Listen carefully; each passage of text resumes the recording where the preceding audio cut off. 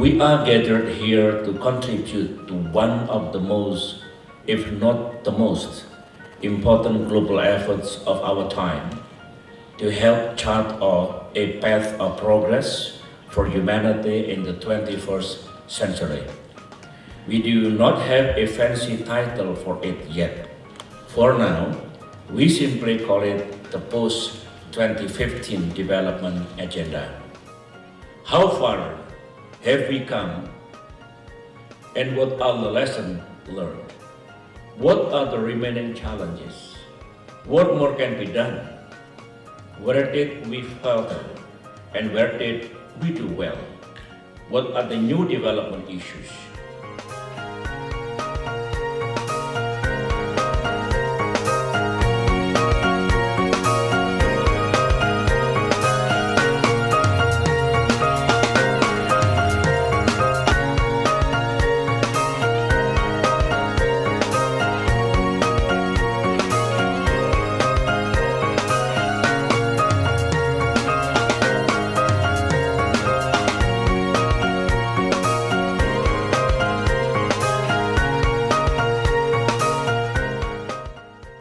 What I'm expecting is that this is not one of the event.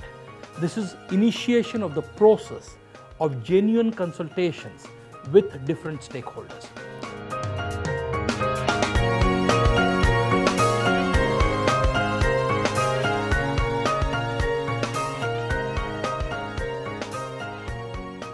I like to look at long-term solutions to long-term issues. So I'm most passionate about the idea of improving the quality of education, and so improving the skills and capabilities of young people. I believe that that is the key to everything. That is the key from getting us out of poverty, getting the key of later then dealing with issues of even diseases or even gender equality and everything. People with a higher education and better, higher standards of living would tend to then live more peacefully and with a more, sustainable economy.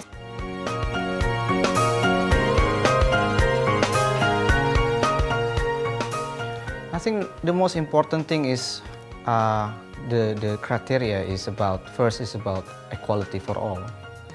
And within that we have to agree on how the goals can create a safe space for humanity to continue. So equality and safe space, which means that we have to tackle the environmental degradation, we have to tackle of how we use the land, how we use the natural resources and so on.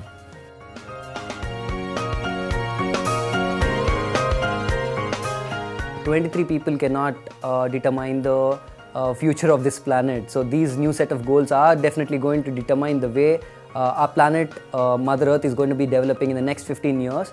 And I don't think 23 people can actually get everything right in pointing out what are the things which should be focused on development in the next 15 years. But then we have a lot of champions of youth, progressive thinkers like Tawakkul Karman, Paul Polman, and a lot of them.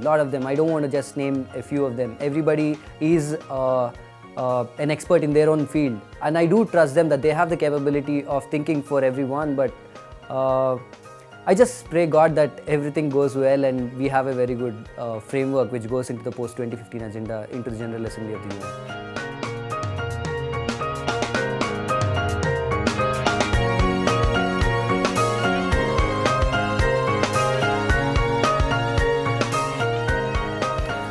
I believe because there are pressing global challenges related to climate or biological diversity and pollution issues that we have heard a lot about today.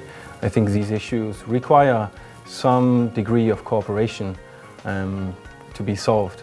So therefore I think it's important for us to agree on the overarching global development agenda, including of course principles to guide that way. But then again, as we all have quite specific national concerns related to our development, the specificities will differ.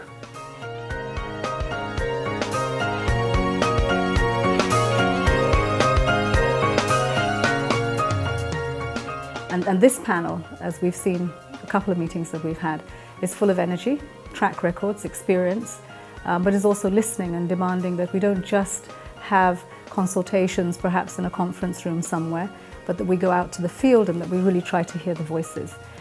of the poor, the marginalized, those that we don't reach. I think expectations from this event is that hopefully the concerns of the Pacific are heard, and in future that the Pacific is invited to other forums to hear the voice of the Pacific. A lot of times people say Asia and Pacific, but they forget to discuss actually Pacific-specific issues. So we hope that future events the Pacific voice can be heard, and especially the youth in the Pacific.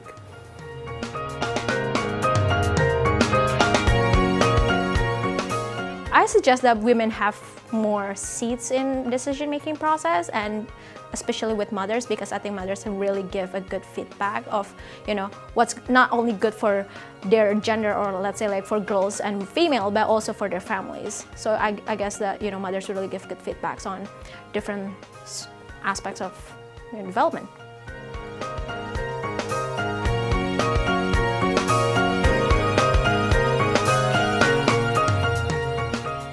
That gender is a cross-cutting issue. Whether you're talking about education, health, environment, we need to see how each of those indicators, how each of those issues are impacted by women. What is the percentage of girls that go to school? What is the percentage of women that have access to proper health care?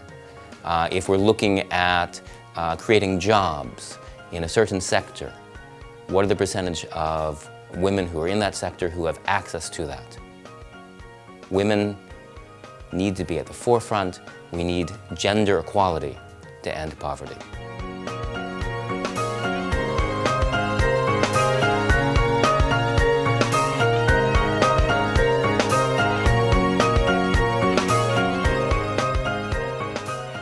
Rather than say, reduce poverty and so forth. Okay, poverty you reduce $1 or $2 a day. What about people living, at about $3 or $4 a day that are not really better, only slightly better than those, and they can always dip down in cases of natural disasters, something that is beyond control.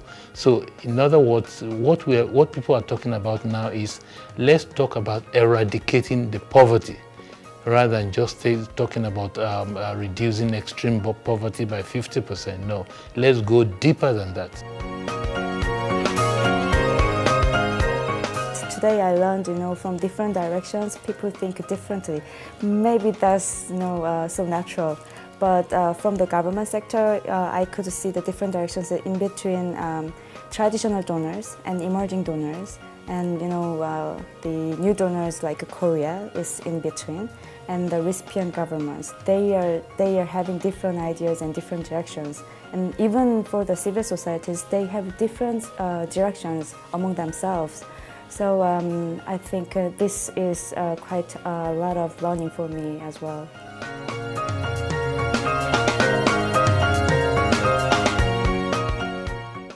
In the past, it's like, one solution for all.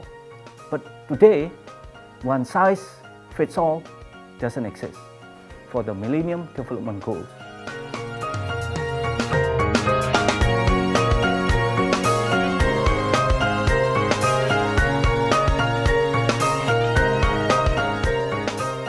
It's for all of us.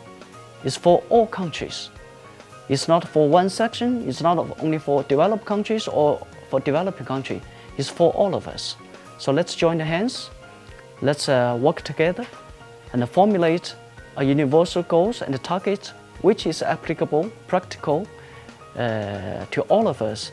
With a united goal is for common development and common prosperity.